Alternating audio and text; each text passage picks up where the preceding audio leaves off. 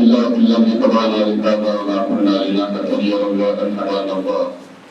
أحمده تعالى وأشكره وأستعينه وأتوكل إليه، وأشهد أن لا إله إلا الله ولي الصالحين، وأشهد أن سيدنا محمدا عبده ورسوله إمام المتقين سيد المرسلين، صلى الله على نبينا محمد وعلى آله وصحبه أجمعين. أما بعد،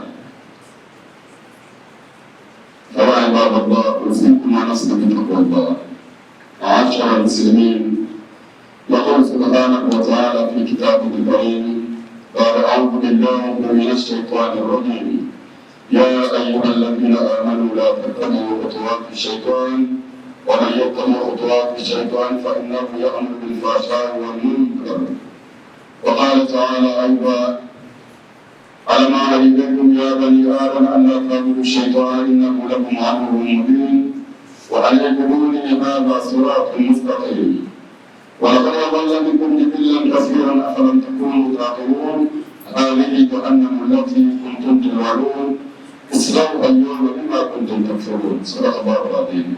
Utukufu sana baada ya kumshukuru Allah subhanahu wa ta'ala na baada ya kumtakia rehema na amani Bwana Mtume sallallahu alaihi wasallam, kabla ya yote ni kuhusieni pamoja na kuhusiana nafsi yangu katika swala zima la kumcha Mwenyezi Mungu subhanahu wa ta'ala.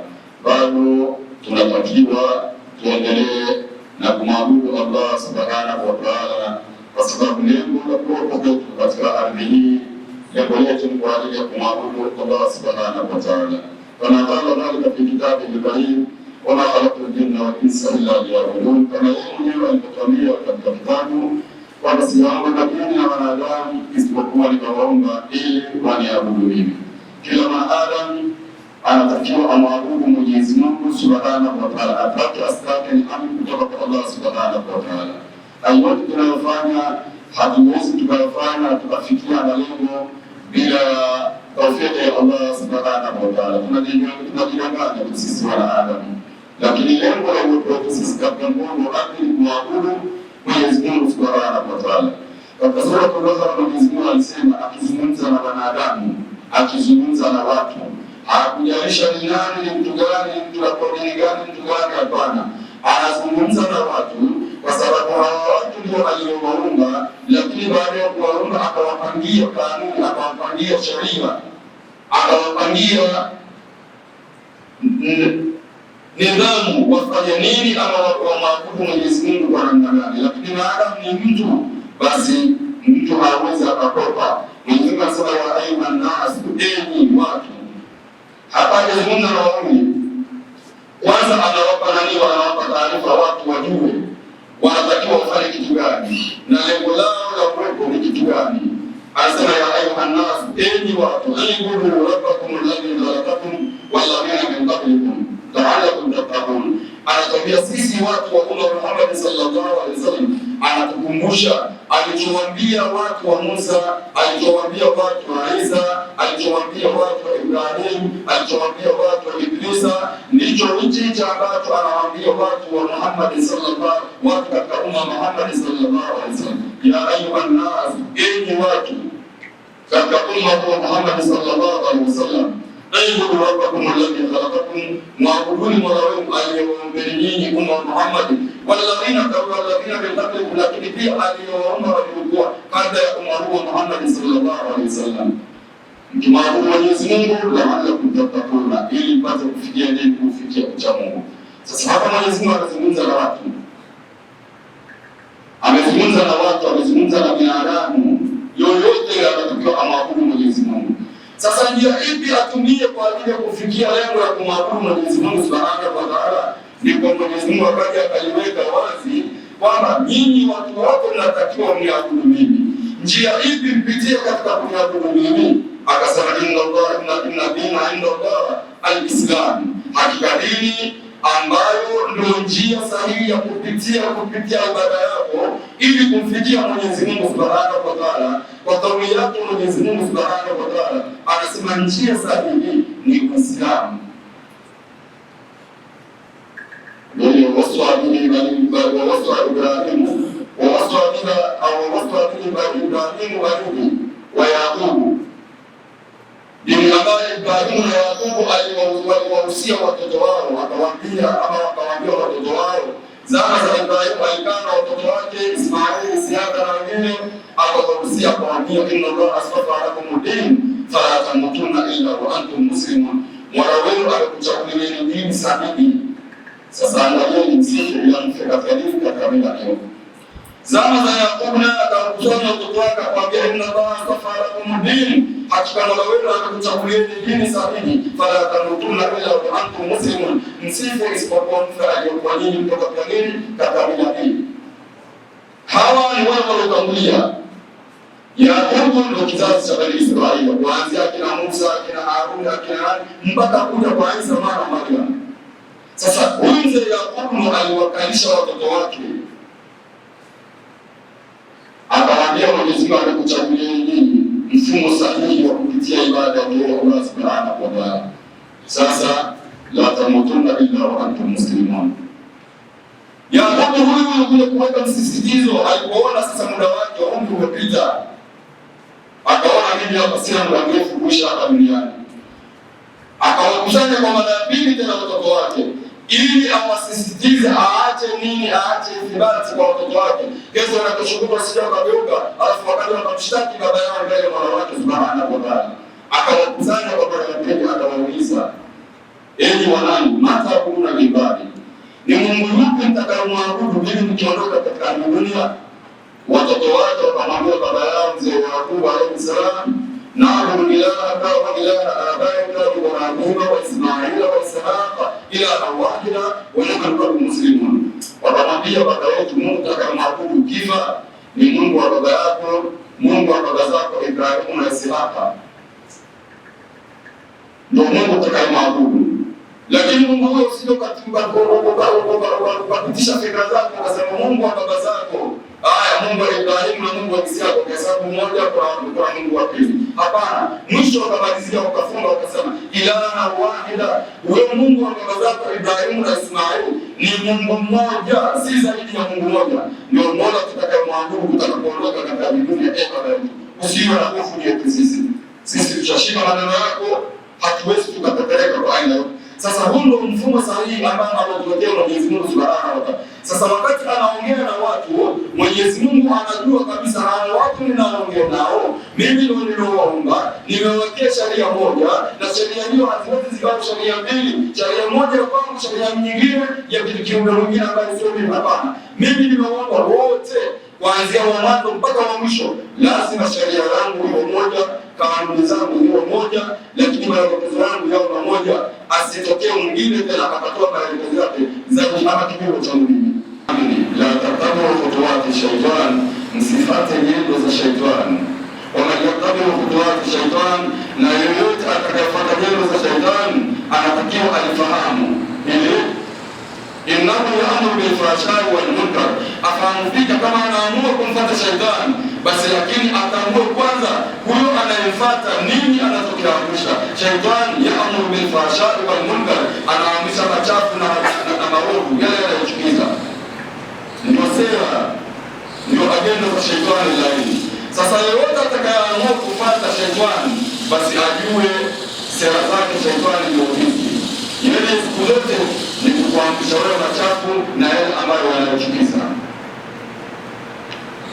Sasa Mwenyezi Mungu huyu pamoja na kutoa indhari hii, ametuumba akatupa akili, lakini akatupa tahadhari hii, akatuona bado sisi hatuna bado, tumeiacha ile indhari yake, ile hadhari yake Mwenyezi Mungu Subhanahu wa Ta'ala, tumeiweka kando, tunafanya yetu tunaamua kuyafanya. Katika sura ya Yasin siku ya Kiyama, Mwenyezi Mungu anatolea taarifa hii katika sura ya Yasin, lakini taarifa hii akakuja kuizungumza siku ya Kiyama baada ya kukusanya sisi sote tuwepo mahala pamoja, hatujafuata indhari ya Allah Subhanahu wa Ta'ala, hatujafuata maelekezo ya Mwenyezi Mungu Subhanahu wa Ta'ala.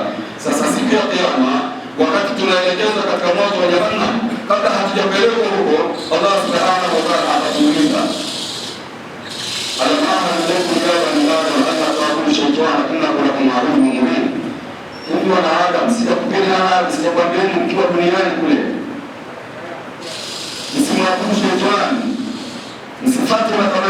shaitani, msifuate maelekezo ya shaitani. Sijakwambieni kabla hamjafika huko, kabla hamjafa mkiwa duniani, sijakwambieni jamani, huyu bwana kisara zake amru bil fahsha'i wal munkar, sijakwambieni maneno haya? Nikakwambieni innahu lakum aduwwun mubin, shaitani ana uadui mkubwa, tena uadui wallahi ni kwenu nyinyi. Uadui wake ulianza kwa baba yenu Adam, na nyinyi mnafahamu sababu ya Adam kutoka katika pepo ni Ibilisi na ni shaitani. Sija kuhadharisheni mwana sehemu nyingi, nimekukatazeni, nimekuhadharisheni juu ya ubaya wa bwana. Nikakwambieni inna shaitana lakum aduwwun fattakhidhuhu aduwwa, hakika shaitani ni adui mkubwa kwenu nyinyi, basi na nyinyi mfanyeni adui, msimfanye rafiki. Ili kuwakuaje mkamfanya rafiki shaitani kule duniani? Lakini nikakwambieni wa anaibuduni hadha siratul mustaqim, nikakwambieni achaleni na shaitani, niabuduni mimi. Njia ya kuniabudu mimi ndio njia iliyo sahihi. Walaqad adalla minkum jibillan kathira, huyo shaitani huyo ameshapoteza kundi kubwa sana katika bani Adam, amewapoteza wengi. Na siku hii ya leo mimi nasikitika sana hao wanaopotezwa na shaitani kuwasukumiza katika moto wa Jahannam, lakini sina la kufanya kwa sababu tayari kama ni taarifa nilishatoa, indhari nilishatoa, makemeo nilishatoa, ubaya wa huyu jamaa nilishatoa, lakini kwa kipindi chenu,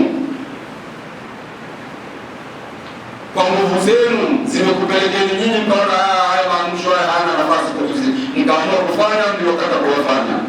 Lakini leo hii msinilaumu mimi kitu chochote.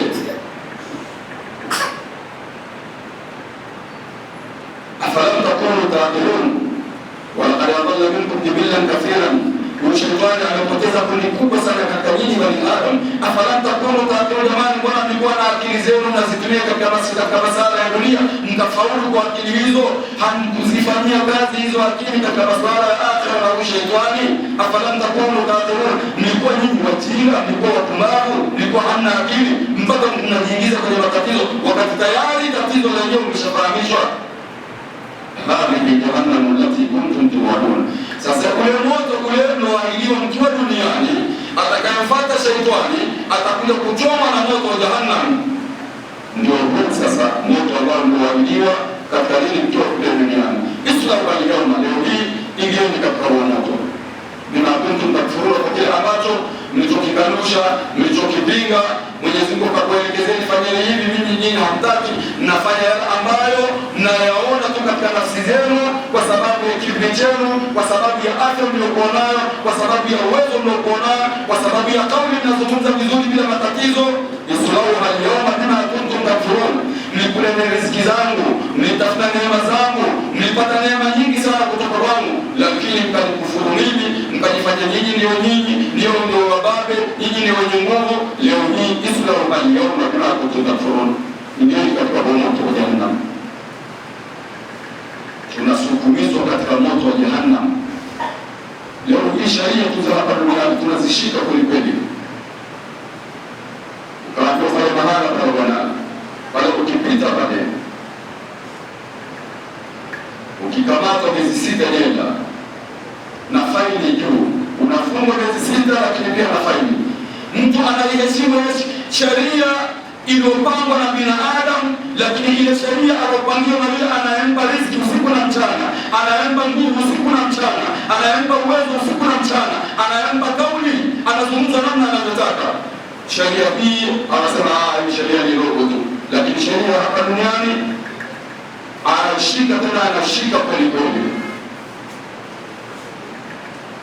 Alafu huyo anasimama iyyaka na'budu wa iyyaka nasta'in, wewe ndio tunakuabudu, wewe ndio tunakutaka msaada, tunakuomba msaada. Msaada gani unaotaka ndugu yangu Muislamu? Ibada gani unaifanya ndugu yangu Muislamu? Kama sheria za duniani unazitekeleza, tena usiku hata kuamsha usiku, sheria fulani ya zamani unaitaja, lakini sheria ya Allah subhanahu wa ta'ala ndio sheria mama, ndio sheria ambayo ukiondoka hapa hutorudi tena, ndio sheria ambayo utakayoishi katika maisha marefu hayatomalizika hayo maisha. Lakini sheria hii tumeiweka kando, tunaitanguliza sheria katika sheria zetu za kibinadamu.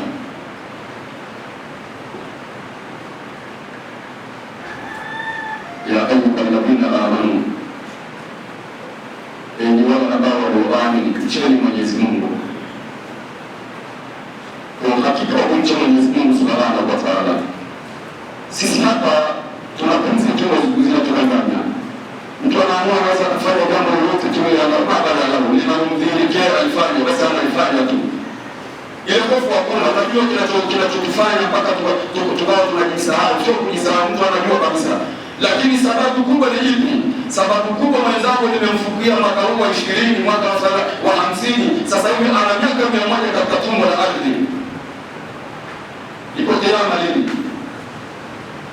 Kitafika sipaka kile kifike iko kiama lini? Basi iko kiama. Walimuuliza makafiri mata saa, wanamuuliza bwana Mtume, hebu tuambie hicho kiama ni lini? Akina swali wanauliza mata saa, kiama ni lini? Tumechoka na mawaidha yako, tumechoka na nasaha zako. Haya, tuambie basi hicho kiama lini kinafika? Na Mtume pia aliulizwa na Quraysh pale Maka, hicho kiama kitakuja lini?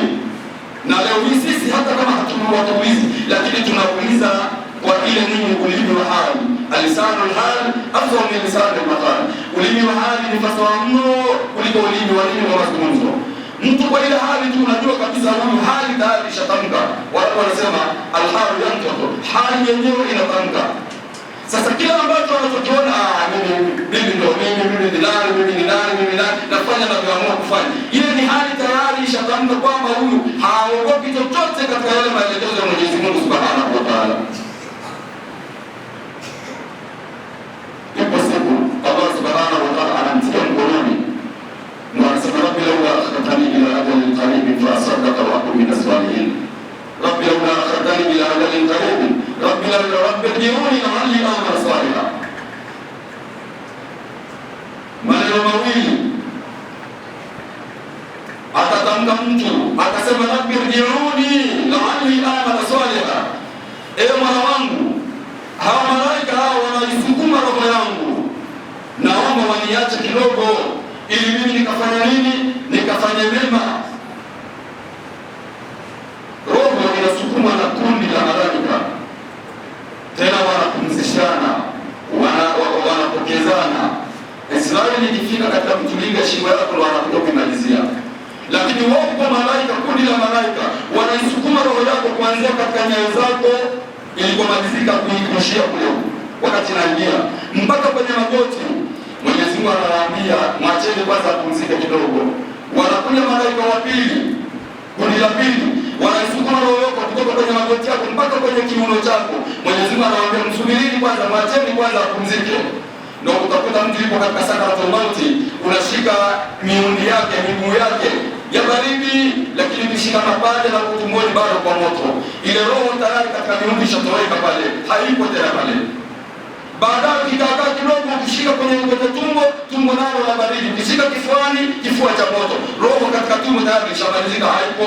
Ni wale malaika. Sasa wakati wale malaika wanaanza kusukuma roho yako, unasema na Mungu, ya Rabbi irji'uni la'alli a'mal salihan. Waamrisha hao malaika waache kwanza kuisukuma roho yangu ili mimi nikafanye mambo yaliyokuwa mazuri.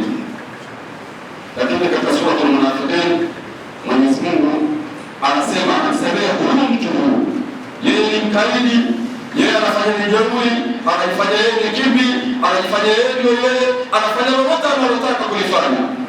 Haijalishi hili liko katika mistari, hili halipo katika mistari. Ndio anasema rabbi laula akhartani ila ajalin qaribin fa asaddaqa wa akun min as-salihin. Ya Rabbi, naomba nipumzishe, nipe muda mchache, muda mchache na uomba ya Rabbi, fa asaddaqa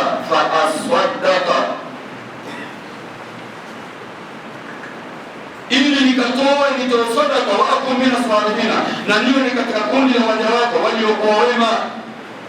Hapa amekusudia ama ametamka tamko la sadaka, maana yake nipe muda mimi nirudi kule nikafanya yale yote ambayo unanielekeza kwa kiburi changu, kwa jeuri yangu niliacha kuyafuata, lakini kwa makusudi tu, sikuwa na dharura yote ile.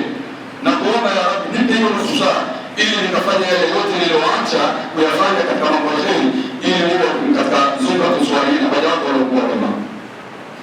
Wakati Allah nafsan idha jaa ajaluha, Allah Subhanahu wa Ta'ala katumia herufi ya lam. Watu wa lugha anakisikia kitu kinaanza na lam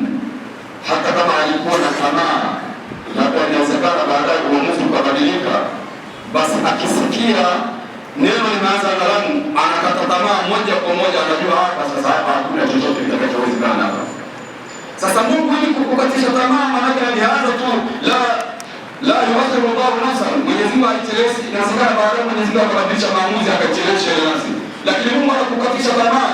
Kama kuna tamaa hiyo, eti nikupe nafasi, nikuachie hapo nifutwa ya kuongoza na kukatisha tamaa moja kwa moja. La yuakhiru Allahu nafsan idha jaa ajaluha, Mwenyezi Mungu haicheleweshi sasa hivi, lakini hatoichelewesha na muda wa baadaye hiyo nafsi inapofika na muda wa kuondoka.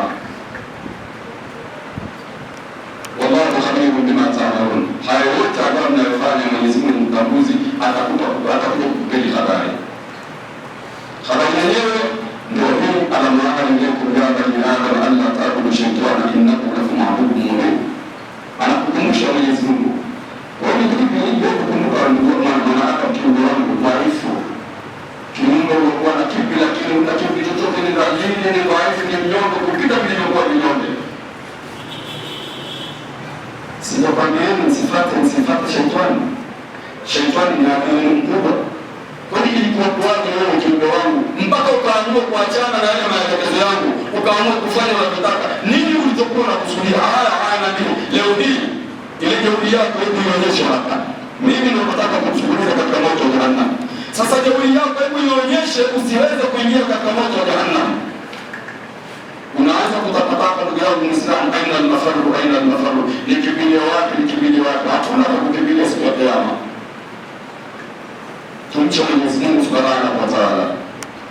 Shetani yeye kashaapa mbele ya Mola wake Subhanahu wa Ta'ala, lakini alifanya kumtega Mwenyezi Mungu Subhanahu wa Ta'ala. Wakati Mwenyezi Mungu hufanya chochote kabla hujafikiria kukifanya, Mungu anajua Mungu anafikiria, atafikiria kufanya jambo hili. Mpaka unakuja kufikiria Mwenyezi Mungu kashajua fikra hiyo ile mimi nalifahamu. Mpaka unataka kufanya Mwenyezi Mungu anajua unachokifanya.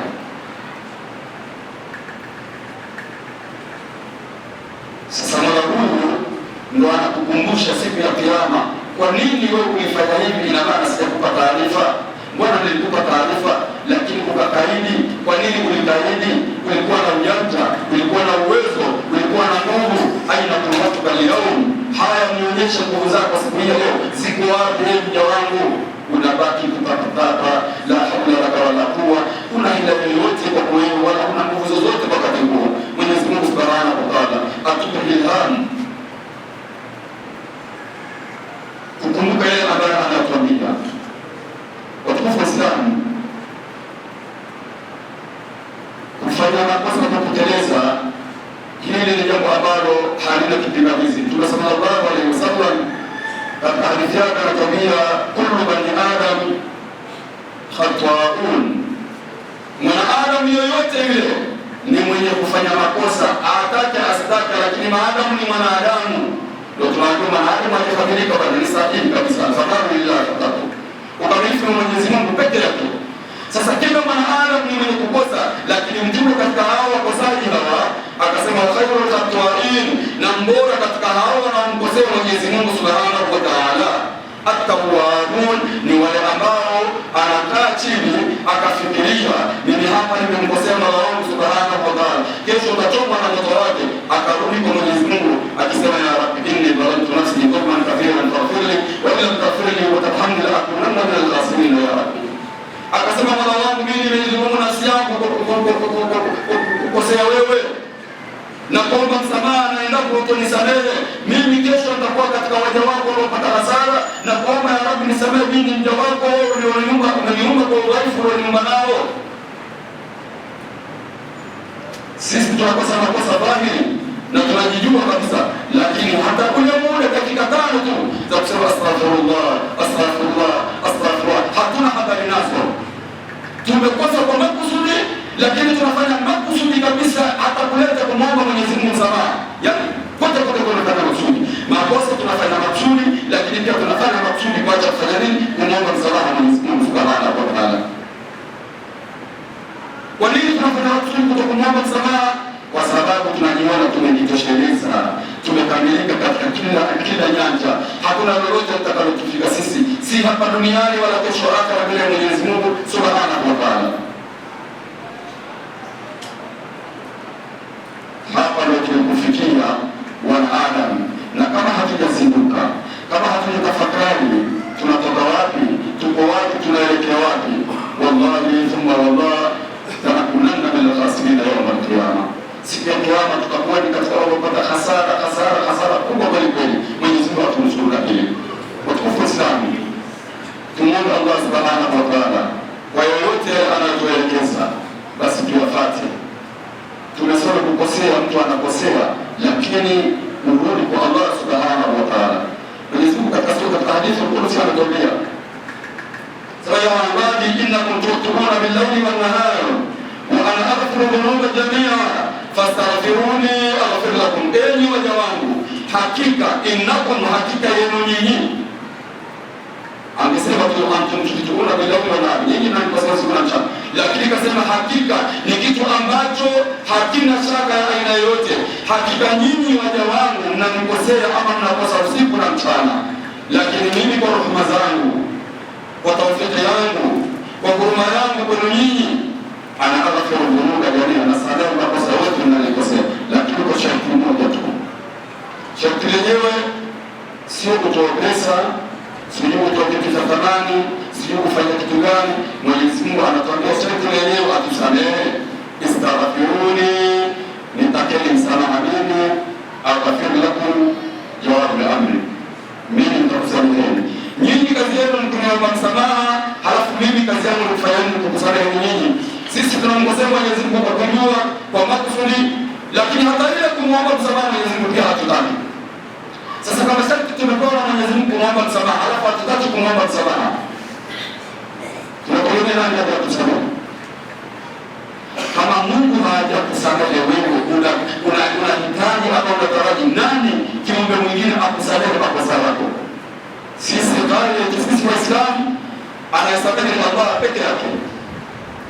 Kaida yetu sisi Waislamu, anayesamehe makosa ni Mwenyezi Mungu peke yake, si kiumbe mwingine.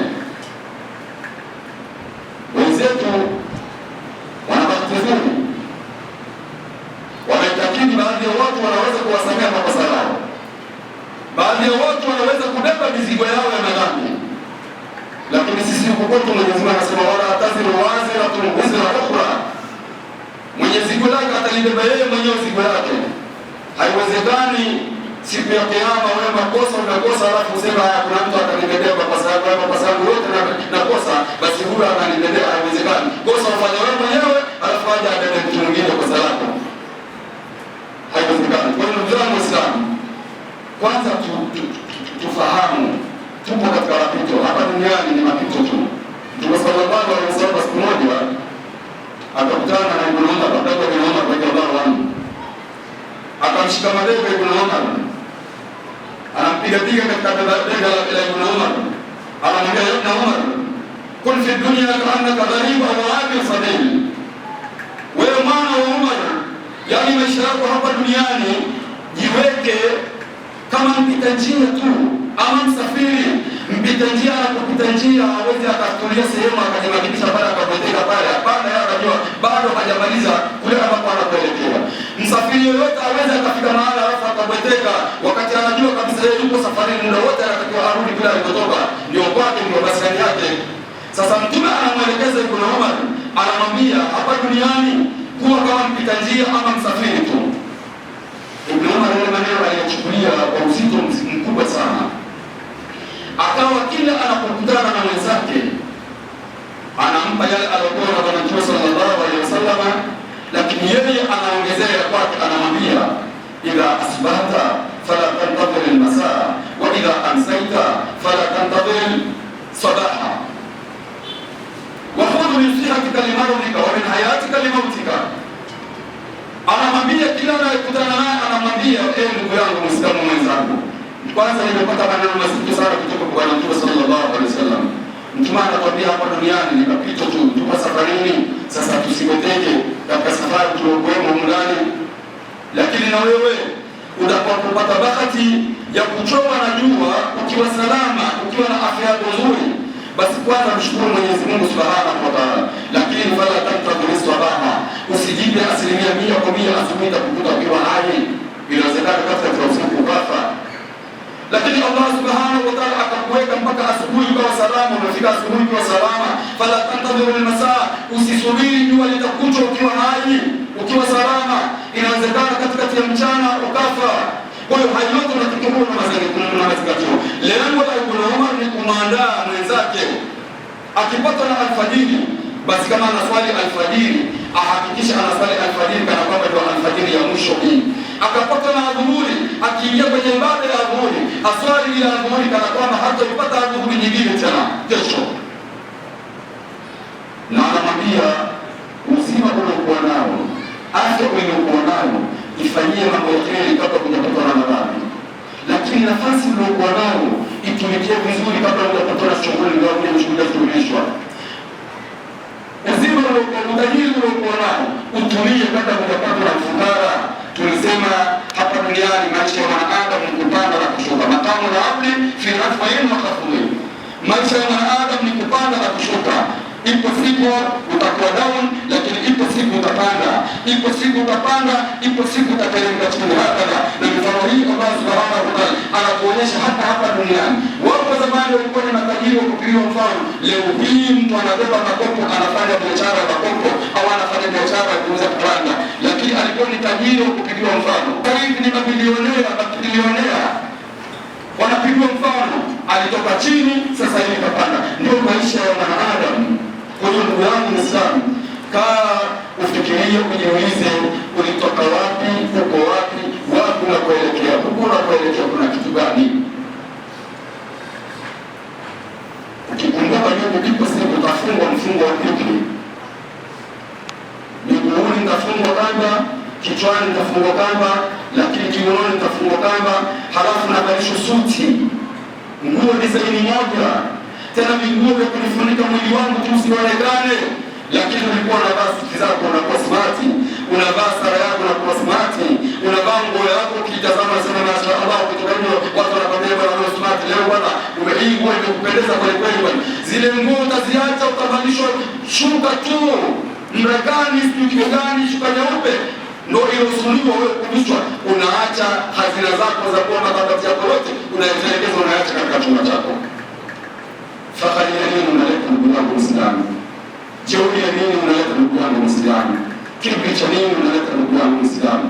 Kama unahisi, unafikiria kuna mwenzako tayari jana umemshuhudia kabisa amefungwa mfungo huo, sasa hebu jiulize, kule anakwenda kulazwa ni mahala gani anakolazwa? Ile sehemu analazwa ni sehemu gani analazwa? Pale kitakachomsaidia yeye ni amali zake nzuri alizozifanya hapa duniani. Sasa ndio tunakwambia kaa ufikirie amali nzuri ngapi ulizozifanya zikakusaidia katika kaburi lako, lakini pia zikusaidie siku ya kiyama utakapofufuliwa na Mola wako Subhanahu wa Ta'ala. Wallahi thumma ukikumbuka haya halafu kufanya mambo kipuzi. Ukikumbuka haya, kiburi chako chote utajua kibri lillah. Kibri ni cha Mwenyezi Mungu peke yake. Mwenyezi Mungu anastahili kufanya kibri. Lakini kama hukumbuki haya, wewe unaamua kufanya lolote ambalo unataka kulifanya. Hata ufikiri kule unakoelekea ni wapi? Ndio Mtume alituambia fanyeni wingi sana wa kukumbuka kile chenye kukata starehe. Kikumbukeni kwa wingi sana chenye kukata starehe. Dhikra hadhihi ladhati, fanyeni wingi kutaja kile chenye kukata starehe, yaani almautu. Akatafsiri Bwana Mtume kipi chenye kukata starehe? Akasema chenye kukata starehe ni kifo. Kifo ndugu yangu Muislamu, kama unipanga umejenga kasiri lako vizuri, ndio unaanza kulitumia. Kifo ndio kinakukatisha ile starehe. Umenunua gari lako zuri kabisa, labda ndio ina mwezi mmoja tu, ndio unataka utanue na gari lako la kifahari, kifo kinakuingia, ndio chenye kukata starehe. Sasa ni kifo, kikumbuke kifo. Bahati mbaya Mungu hajatuambia tunaondoka lini, tunakufa lini. Hili siri ameweka Mwenyezi Mungu peke yake. Laiti tungalifahamu mwakani ndio mimi naondoka, basi mwaka huu utahangaika na misimamo ya usiku, utasimama swala za sunna za mchana utafunga, utatoa sadaka kwa kadri utakavyoweza, utasaidia wale ambao hawajiwezi kwa kadri unavyoweza. Kwa sababu gani? Unajua ni mwakani mimi naondoka katika hii dunia. Lakini Mungu akatuficha wale wenye akili timamu, wenye fikra sahihi, ndio wenye kufanya maandalizi, kwa sababu anajua muda wa kuondoka ni muda wote, sijapewa muda wa kuondoka. Lakini wale ambao wako tu ndio wanakuwa kushtukizwa na Israeli alayhi salatu wasalam, ndio hao wa kwanza kusema rabbi laula akhartani ila ajalin qarib fa asaddaka wa akun min as-salihin. Ndio kama miaka 60 imeisha, 70 imeishi, 80 imeishi, unataka nusu saa ama saa moja ukafanya nini? Aya chungu zima zimekuingilia wewe, mawaida chungu zima zimekuingilia, mwisho unasema maneno ya kawaida, maneno ya siku zote hayo, pamoja tu za siku zote hizo. Halafu leo unataka nusu saa, unataka ni saa moja, ukalifanyia nini ni saa moja hili? Tunaogopa Mwenyezi Mungu Subhanahu wa Ta'ala. Ndugu zangu Waislamu, Allah ndio anayeturuzuku, Allah ndio anayetupa siha nzuri. Usijione wewe ni mjanja, unakwenda afya unaenda kupima afya nzuri, mimi yote naenda kupima. Fahamu kwanza, kumbuka hiyo afya nani anakupa, nani anakupa? Ataka afya, nani anakupa hiyo afya uliyokuwa nayo? Unatakiwa ukae ukumbuke. Wangapi ambao anaenda kupima kule lakini anaumwa, hakuna chochote kinachoonekana katika maradhi, lakini mtu yuko taabani anaumwa. Wangapi? Lakini Allah Subhanahu wa Ta'ala anafahamu kinachomsibu huyu ni kitu fulani. Mimi na wewe, ili kuonyesha tu kwamba sisi binadamu hatuna elimu ile ya kumzidi Mwenyezi Mungu Subhanahu wa Ta'ala. Huyu anaumwa lakini vipimo vyote hakuna chochote kinachoonekana, lakini Mungu anajua huyu kinachomsibu ni kitu fulani. Sisi huyu anastahili kibri, huyu anastahili jeuri, wakati wote ana uwezo wa kufanyia wewe jambo lolote lile anataka kufanyia. Tukae tufikirie, ipo siku tutaondoka. Tunaondokaje? Tumejiandaa na jupi? Tusimwache Mwenyezi Mungu hata mara moja. Yeye hatuachi Mwenyezi Mungu siku na mchana. Hakuna hata sekunde moja wallahi Mwenyezi Mungu anakaa akakusahau wewe, ndugu yangu Muislamu. Wakati wote Mwenyezi Mungu anakukumbuka wewe. Sasa huyu ambaye anatupa riziki sisi, anatupa uzima, ndo haipiti sekunde moja hajatusahau. Mimi na wewe tunaelishwa riziki na Mungu, lakini inapita mwaka mzima hatumkumbuki Mwenyezi Mungu Subhanahu wa Ta'ala. Unapita mwezi mzima hatumkumbuki, wiki nzima hatumkumbuki, lisaa nzima hatumkumbuki Mwenyezi Mungu Subhanahu wa Ta'ala. Lakini je, kuna siku alisema kwa sababu wewe hujanikumbuka mwezi mzima, basi mimi nakutelekeza, achilia mbali upotee. Ipo siku Mungu alikwambia hivyo. Lakini yarzuku biduni wa nahari, anakupa riziki usiku, anakupa riziki mchana, anakupa riziki usiku, anakupa afya mchana, anakupa afya. Pamoja na kwa wewe hutaki kufanya ibada yake, lakini yote anakupa wewe. Ndio Mwenyezi Mungu, acheni aitwe Mungu peke yake. Ingekuwa mimi na wewe tusingeweza kufanya hivi. Mara ya kwanza nikakufanyia ukanipuuza, mara ya pili nikakukanipuuza, mara ya tatu, hisani zote mara tatu mfululizo. Utasema haya usinifikiwe kwa lolote lile. Lakini mwangalie Mwenyezi Mungu Subhanahu wa Ta'ala. Mangapi tunayofanyia Mwenyezi Mungu Subhanahu wa Ta'ala, lakini hakuna hata siku ambayo tunazojaa. Haiwezekani kutwa nzima wewe usipitishe chochote katika kinywa chako. Umekosa kabisa, lakini hata kidogo lazima kitapita katika kinywa chako. Hicho kidogo ndicho alichokukadiria Allah Subhanahu wa Ta'ala ukipata hiyo siku. Lakini hakuachi hivi hivi tu kutwa nzima ipite bila kupata chochote. Hapana. Kuna vitu vingine Mwenyezi Mungu atakosa, lakini anavipitisha kwa viumbe wake. Anaweza akaja kiumbe kukutarajia, bwana unaenda kupata chakula, umekaa ukapika akili zako zote mpaka akili zimefika ukingoni, hujapata msaada wa aina yoyote. Mungu anakuangalia, sio amekuacha, anakutazama tu. Sasa anaonyesha uwezo wake, anaonyesha jamii yake, anaonyesha ujanja wake. Anakuja mtu wewe mwenyewe unashangaa, mtu atasimjua kama alinijua bila hali niliokuwa nayo. Sio yeye, yupo aliyekuumba, ndo anakufahamu wewe, undani wako ndani mpaka nje yako. Habari Allah Subhanahu wa Ta'ala. Mwenyezi Mungu kwa kweli atakuhusia tu wanadamu, haichukui yeye kusinzia wala kulala. Sasa huyu tusijifanye kwamba hatumkumbuki, tukajisahaulisha kwa yeye hatusahau. Mja wa Mwenyezi Mungu la tansa Allah fa inna Allah yansaka. Usimsahau Mola wako, yeye hakusahau. Kama yeye hakusahau, iweje mimi na wewe tumsahau Mwenyezi Mungu Subhanahu wa Ta'ala? Mwenyezi Mungu tujalie ni katika kusikiliza maneno kisha kufuata yale yaliyokuwa mazuri. Allah Tabaraka wa Ta'ala yaqulu wa biqawlihi yaqtadi al-mudallun wa qala asbu al-qailin alayhi fa qara'tu al-Qur'ana fasayyidu billahi min ash-shaytani ar-rajim. A'udhu billahi min ash-shaytani ar-rajim. Ya bani ألم أعهد إليكم يا بني آدم ألا تعبدوا الشيطان إنه لكم عدو مبين. بارك الله لي ولكم بالقرآن العظيم ونفعني وإياكم بالآيات والذكر الحكيم. أقول قولي هذا وأستغفر الله لي ولكم ولسائر المسلمين أجمعين فاستغفروه إنه هو الغفور الرحيم وهو البر الكريم.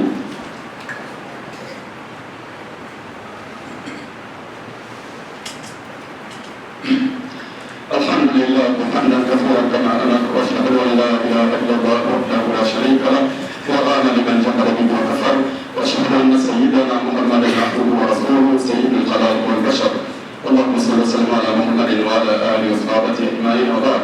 عباد الله اتقوا الله تعالى بسماع اللغو وفضول الخبر وانتهوا عما نهاكم الله عنه وزجر واعلموا ان الله امركم بالعفو بنفسه وثنى بملائكته المسبحه بقدسه وفرق بكم أيها المؤمنون من بقية جنه وإنسه فقال تعالى مخبرا وآمرا إن الله وملائكته يصلون على النبي يا أيها الذين آمنوا صلوا عليه وسلموا تسليما.